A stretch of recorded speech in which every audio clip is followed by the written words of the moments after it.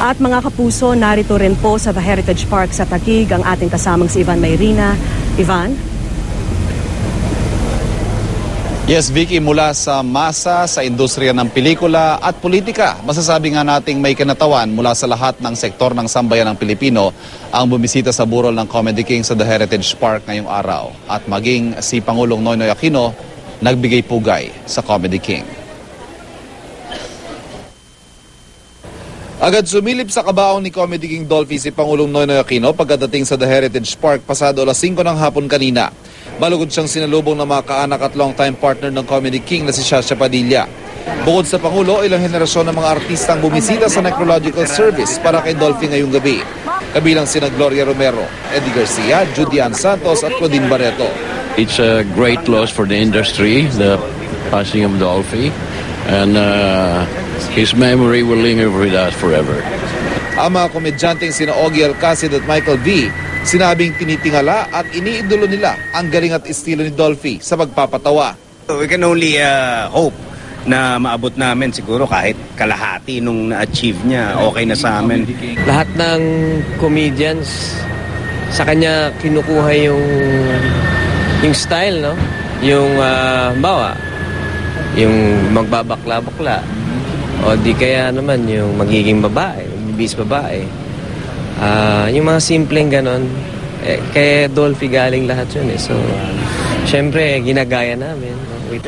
At hindi man pumasok sa politika, ilang personalidad din na inendorso niya ang nakiramay. Mahal talaga niya yung may hirap din. At yan ay parati niya kinikwento sa akin.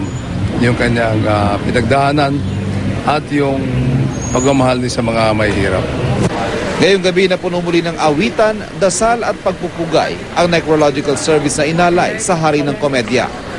Bago nito may ilang maagang dumalaw sa burol. Kabilang sa kanila si dating First Lady at ngayon Ilocos Norte Congresswoman Imelda Marcos, pati na si dating Zamboanga del Norte Representative Romeo Halos-Hos. Well, we just want to pray, just see and pray beside his coffin and to thank him for whatever you've done in his world.